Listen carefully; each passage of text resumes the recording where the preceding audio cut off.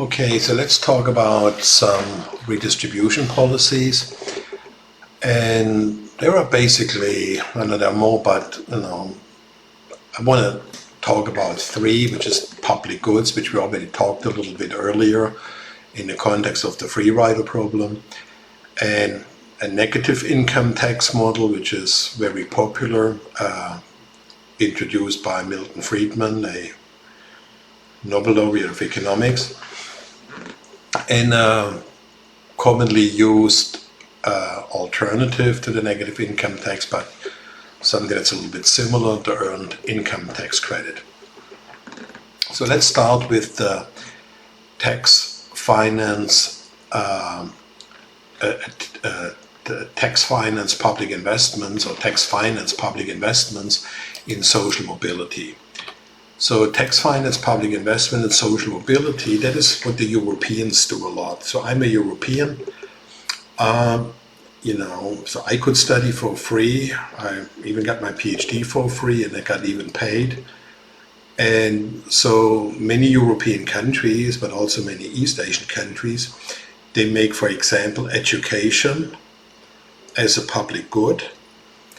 So that means the government hands over money to private universities, and of course, public universities. There are also private universities, and those universities, they still may get also grants or research grants from other organizations, but they're basically publicly funded. But they are independent largely, and they can largely determine their curriculum and their admission policies and educational outcomes. And one of what I would argue is one of the differences is that if you go to Europe, you can study for free, but very often you will find it much harder to pass and get a degree, because so many students want to study for free, the universities can allow to fail many more students in certain classes, because they say, you know what, you'll study for free, but you got to jump over the bar. Anyhow, I personally like that a lot, and I think public education should be made available free or very affordable, because even when I was a student, I still remember I had many classmates, friends who came from very poor families, and they worked really hard, and for them it was a great opportunity for social mobility. Likewise, you may have public health care or health insurance, although the government does not necessarily have to provide the health insurance, but it should be a public good if everyone is healthy, and it is a public good when somebody is sick, somebody can go to the doctor. So in order to make that good public health public, it's not like that the government needs to build all the hospitals and pay the doctors. All the government needs to do is to say we have a mandatory health care insurance mandate. So you work, you got to have health insurance, but the rest is taken care of by the market. And to some extent, the government may still maybe chip in here or there, but what's more important than the government paying for it is the government mandating that everyone participates in order to make it work. Okay, so public goods entail a certain redistributive element, but now I want to talk about some more specific tax modalities. The first one is a negative income tax, introduced by Milton Friedman, and it's actually a very interesting formula. So the post-tax income is equal to the pre-tax income minus the difference between the pre-tax income and $40,000. It could be something else, 50,000, 60,000, and then 10% of it. So let's just take a look at an example. So if, for example, somebody has no income whatsoever, so somebody is very poor, then if somebody has maybe a pre-tax income of 0, then, the pre-tax income of 0 minus 40,000, so that would be negative 40,000, but negative times negative makes it positive, so then 10% of it. So in this case, at an income of 0, the post-tax income would be 4,000. So to some extent, everyone gets basically $4,000 if they don't work. And if somebody has an income of 40,000, then you can see if somebody has an income, a pre-tax income of 40,000, then that person doesn't pay any tax, right? So because then the post-tax income will be equal to the so the pre-tax income will be equal to the post-tax income.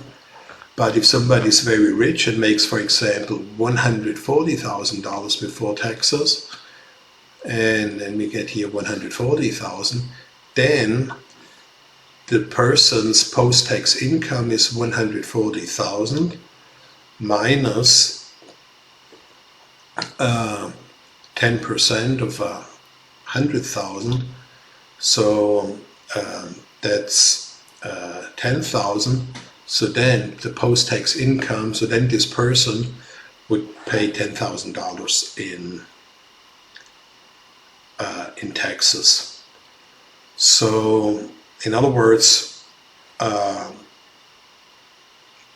everyone making up to $40,000 gets a little bit more in post-tax income than what they have in pre-tax income, and everyone who makes more than $40,000 makes less in post-tax income than what they had in pre-tax income.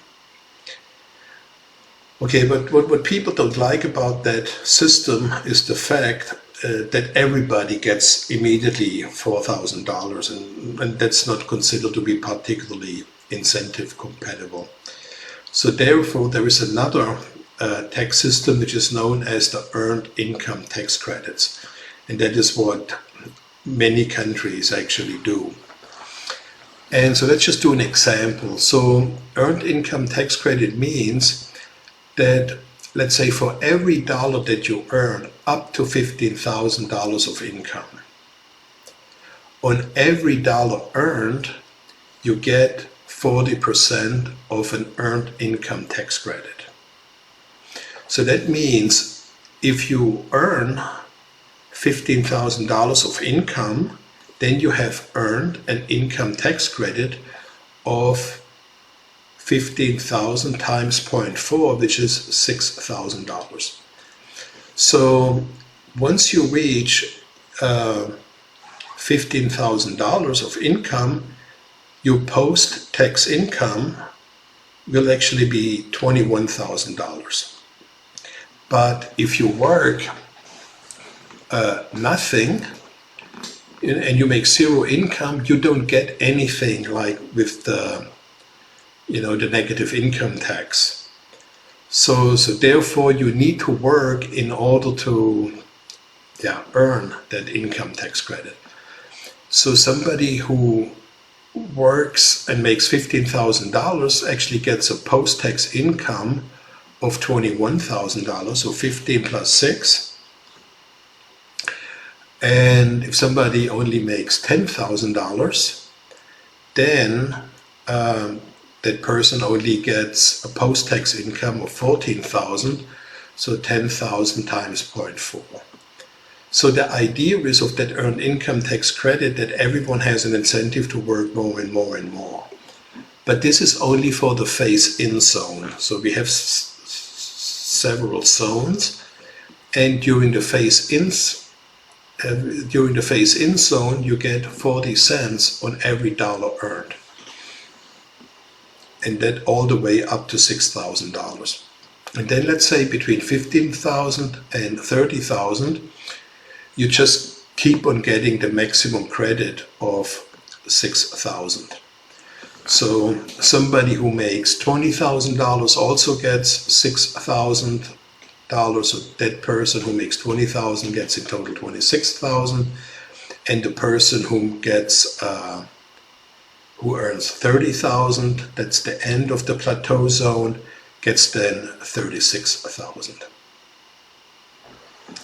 Okay, but then after 30,000, if you make, let's say, $35,000, then for every extra dollar earned beyond $30,000, your tax credit shrinks again by 40 cents.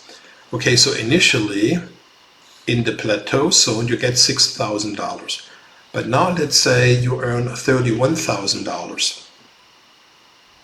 So now your post-tax income is $31,000, but now you have earned another $1,000, but that is being that reduces now your maximum tax credit of $6,000, and 40% of 1,000 is 400. So that means somebody who makes $31,000 in income will get another 5,600 in an earned income tax credit. But the point is it gets less.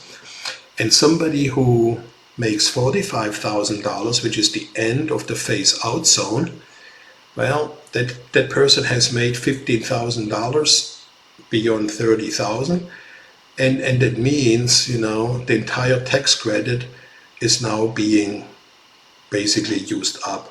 And somebody who makes $45,000 now has the same post-tax income as pre-tax income.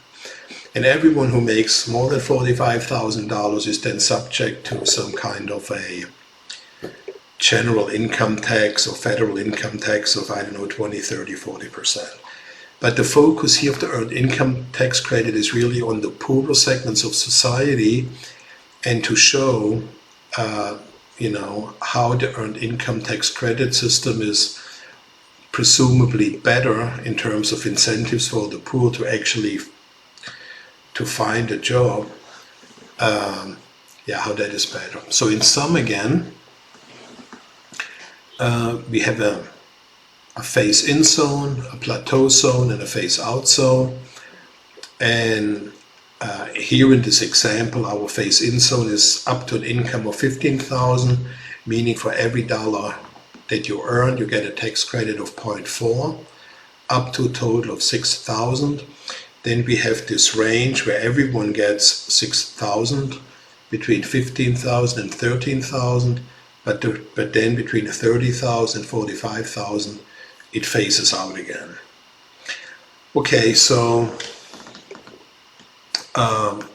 yeah, that is the difference between a negative income tax and an earned income tax credit in general terms. And on the next slide and in the next video, I'll just show you again how we can visualize the difference in Excel, but I'll do that in the next video.